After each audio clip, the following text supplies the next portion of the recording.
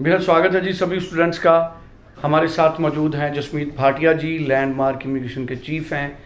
एक बार फिर हमारा टॉपिक आज बड़ा इम्पॉर्टेंट है। कनाडा में इस वक्त सबसे ज़्यादा डिमांड उन कोर्सेज़ की है जिनके साथ आपको पीआर का रास्ता खुला मिलेगा, वरना बहुत सारे ऐसे कोर्सेज़ हैं जो आपको पीआर नहीं दिलवा पाएंगे आज के वक्त में। तो कनाडा जाने से पहले जो स्टूडेंट्स कनाडा जाना चाहते हैं, ये तय कर लीजिए कि आपको वही कोर्सेज चूज़ करना है जिससे आपको पीआर मिल सके। और वो कोर्सेज कौन कौन से हैं, क्या आपकी क्वालिफिकेशन के रेलेवेंट हैं, इसी पर जसमीत भाटिया जी हमको आज ब्रीफ करेंगे। जसमीत जी, आपका बेहद स्वागत है जी। Hello everyone.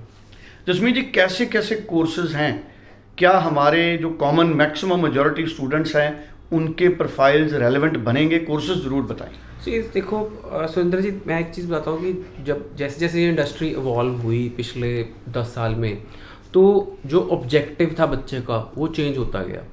पहले शुरू में जब स्टूडेंट जा रहा था कनाडा या किसी भी कंट्री जा रहा था ना, उसका ऑब्जेक्टिव था पढ़ाई।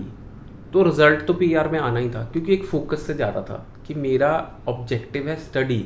तो जब ऑब्जेक्टिव स्टडी होगा तो रिजल्ट होगा पीआर, सेटलमेंट, अच्छे पैसे, अच्छा घर, अच्छी सब कुछ, सब बढ़िया सेट। अब जब बच्चे को स्टूडेंट वीज़ा मिल रहा है, और अब पिछले 3-4 साल से ऐसे हुआ कि पूरे इंडिया में ही मैं कहूँगा कि ऑब्जेक्टिव चेंज हो गया। पढ़ाई ऑब्जेक्टिव ही नहीं रहा, वर्क ऑब्जेक्टिव हो गया। काम करने जाना मैंने, पर गवर्नमेंट ने तो आपको स्टडी वीज़ा दिया है, पर आपका जब माइंड सेटअप चेंज हो गया, माइंड वॉश कर दिया गया और आप लोगों की सोच बदल गई, तो ऐसा हुआ कि स्टूडेंट एक गलत माइंड सेट से बाहर जा रहा है, जो कि बिल्कुल गलत है। इंडिया की रेपुटेशन को हर्ट कर रहा है।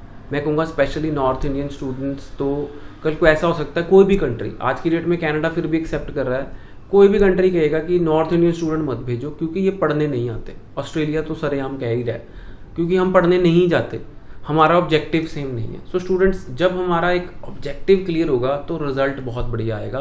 पहली बात तो हम ऑब्जेक्टिव स्टडी करें। उसके बाद क्या था, पहले बच्चा आता था वो कहता था मुझे पढ़ना है, मुझे कोर्स अच्छा दो। अभी बच्चा दोबारा से ये चीज़ पूछने लग गया है।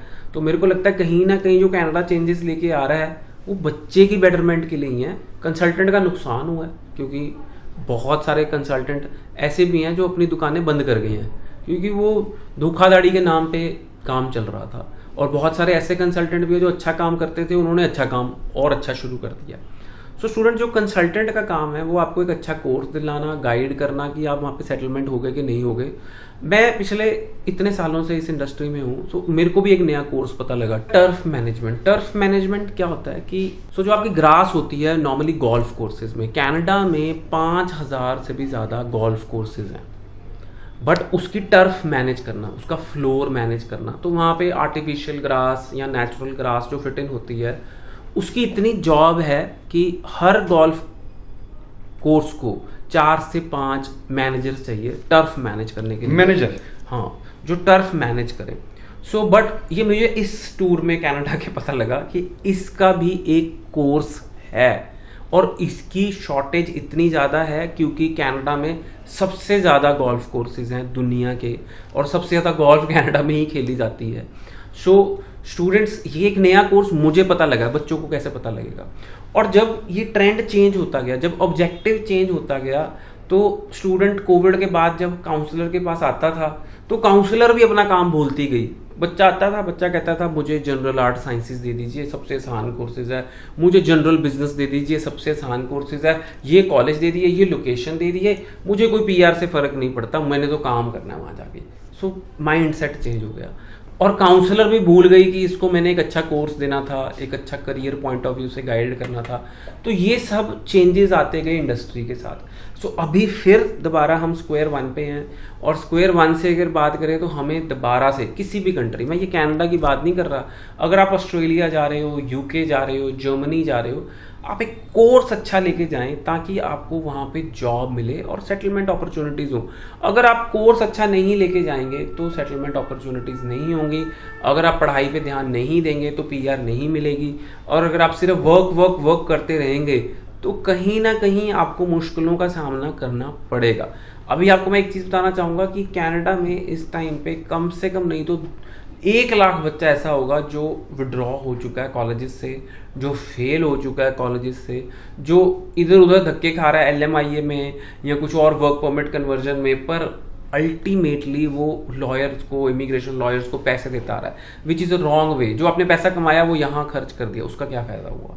और जो स्ट्रेस बढ़ गया कि अब मैं इलीगल हो गया हूँ, मेरा स्टेटस सही नहीं रहा, वो अलग है। सो स्टूडेंट्स, एक फोकस माइंड से चलें, ऑब्जेक्टिव क्लियर करें। 2 साल की पढ़ाई है, अभी भी कनाडा में 2 साल की पढ़ाई है, वेयर एज अदर कंट्रीज में सब में बैचलर डिग्री करनी पड़ती है।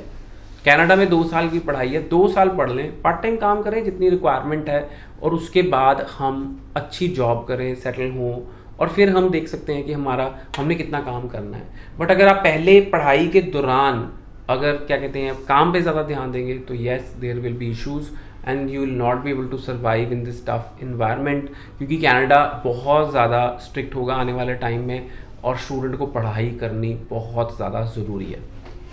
अगर लिस्ट, जैसे आपने टर्फ मैनेजमेंट कोर्स बताया, कोई लिस्ट अगर आप बता सके और कौन कौन से डिमांड में? पे देखो सुरेंद्र जी, देखो जितने डिमांड के कोर्सेज हैं वो सारे technical courses, trades courses, health courses, कुछ भी कर लें हेल्थ से related, early childhood, social service worker, personal development, एक डेवलपमेंट सर्विस वर्कर प्रोग्राम है, हेल्थ से रिलेटेड कुछ भी कर लें, जॉब ही जॉब है।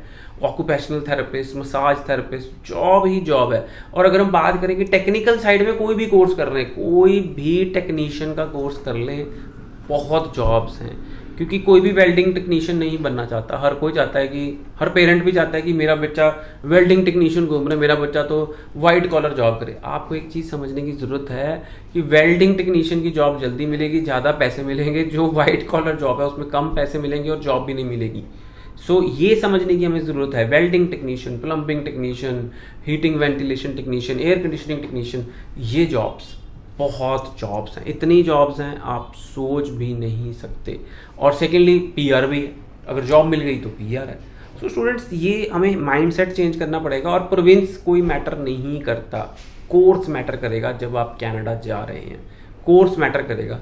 अगर मैं कहूँ कि कोई लिस्ट है तो लिस्ट की बात करें तो टेक्निकल कोर्सेज कोई भी कर लें। कलरी मैनेजमेंट, आर्ट्स वाले बच्चे शेफ बन सकते हैं, आर्ट्स वाले बच्चे प्रोटेक्शन सिक्योरिटी ऑफिसर बन सकते हैं, आर्ट्स वाले बच्चे भी, उनके पास भी टेक्निकल कोर्सेज हैं, उनकी ट्रेड के भी टेक्निकल कोर्सेज हैं। वो सोशल सर्विस वर्कर डिप्लोमा कर सकते हैं, आर्ट्स वाले बच्चे साइकोलॉजी कर सकते हैं, which are high in demand in Canada. So students, देखो कोर्स हमें पकड़ना पड़ेगा, पढ़ाई करनी पड़ेगी। अगर हम ये सोच के जा रहे हैं कि पढ़ाई नहीं करनी है तो कहीं ना कहीं हमारा जो ऑब्जेक्टिव है वो सही नहीं है। चलिए, थैंक यू सो मच। बड़ी इंपॉर्टेंट इन्फॉर्मेशन हमको जसमीत जी ने दी है। सितंबर इनटेक और जनवरी 25 के लिए आप 90413 90412 इस नंबर पर आप बात करें और ज़्यादा जानकारी जसमीत जी से ले सकते हैं। Thank you so much. Thank you so much.